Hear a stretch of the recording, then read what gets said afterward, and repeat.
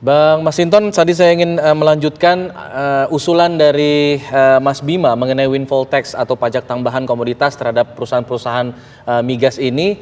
Kenapa waktu itu tidak dimasukkan dalam Undang-Undang Nomor 1 Tahun 2022, Undang-Undang HKPD ini?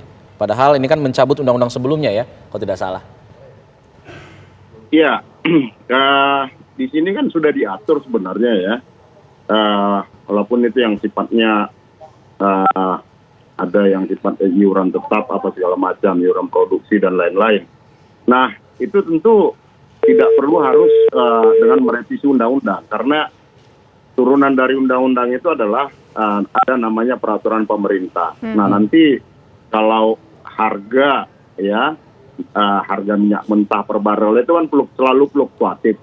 Itu kan tidak perlu harus dibuat dalam standar acuan undang-undang. Maka kita tidak masukkan dalam undang-undang HKPD. Benarnya cukup diatur di dalam satu peraturan ya di bawah undang-undang tersebut. Nah, itu tentu nanti kita serahkan kepada pemerintah untuk mengatur pembagian dan pengalokasian dari nilai lebih dari harga minyak mentah, kenaikan dari minyak mentah per barrel tersebut. Seperti itu, Bu. Oke, nah sekarang saya ingin menuju ke Mas Bima, masih bergabung bersama kami, Mas Bima? Halo? Oke, tampaknya ada gangguan komunikasi dengan Mas Bima, ekonom. Saya ingin kembali menuju ke Bang Masinton. Bang Masinton, tapi memungkinkan tidak untuk menerapkan windfall tax seperti yang disarankan oleh Mas Bima tadi, dimasukkan dalam Perpu ataupun mungkin diaplikasikan ke sejumlah perusahaan-perusahaan tertentu yang berada di daerah? Ya, itu kan nanti bisa dikaji oleh pemerintah pusat ya. Prinsipnya kan dana bagi hasil ini ya, bukan hanya karena kita prinsipnya adalah negara kesatuan, maka bukan hanya didistribusi kepada daerah penghasil, tetapi daerah sekitaran penghasil yang bukan penghasil minyak tadi, ya itu juga bisa memperoleh manfaatnya. Baik. Gitu. Oke. Nah, prinsip dana bagi hasil ini kan bagaimana mengatur keseimbangan itu. Baik. Nah, tentu juga tidak boleh mengabaikan ya daerah utama yang sebagai daerah penghasil tersebut. Oke, baik. Nah, sekarang saya ingin menuju kembali ke Mas Bima, sudah bergabung bersama kami kembali, Mas?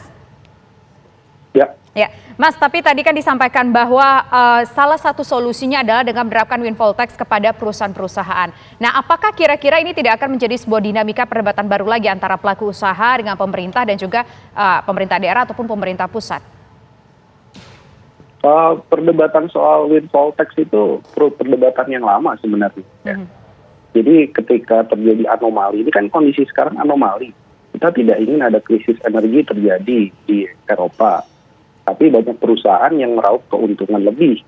Padahal bukan karena kinerjanya. Bukan menemukan eksplorasi sumur baru ataupun eksploitasinya kemudian meningkat drastis, bukan. Tapi hanya karena faktor eksternal. Nah, itu setiap keuntungannya itu didapatkan pajak yang lebih tinggi lagi. Oh, nanti ujungnya juga masuk ke negara. Baru negara nanti masuk ke dalam dana transfer daerah. Yang kedua, kalau bukan windfall tax bisa jadi dana kerugian lingkungan dari SDA. Jadi kita tidak hanya melihat, oh daerah penghasil SDA adalah daerah yang kaya. Enggak.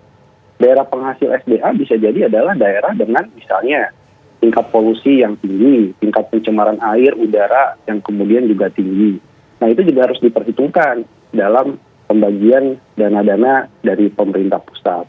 Tapi saya juga ingin mengkritik, itu satu sisi, tapi di sisi yang lain, jangan sampai karena daerah tersebut adalah penghasil sumber daya alam, kemudian mendapatkan tambahan, katakanlah nanti tambahan pajak yang disetor dari pemerintah pusat ke daerah. Baik. Jangan sampai dia menjadi ketagihan, kemudian terus mengeksploitasi dan memberikan izin-izin untuk eksploitasi terhadap sumber daya alam.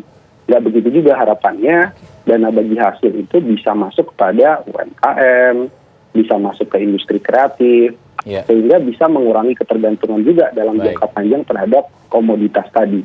Nah, itu yang kemudian harusnya juga didorong dari sisi pemerintah daerah. Jangan ketagihan juga, karena yang namanya dana komoditas itu bisa jadi tahun ini naik, tahun depan turun, dan sebaliknya tidak ada yang tahu pasti. Jadi lebih baik menggunakan DBH untuk alokasi di non komoditas. Itu Baik. pesan ke pemerintah daerah. Baik. Baik, ada hal-hal yang harus diperhatikan pemerintah daerah dan juga kita harapkan ada itikat baik dari pemerintah untuk membahas kembali aturan ini agar usulan-usulan tadi bisa diakomodir oleh pemerintah daerah dan juga pemerintah. Terima kasih Mas Bima, terima kasih Bang Masinton sudah bergabung bersama kami di Kabar Petang. Selamat sore, Assalamualaikum.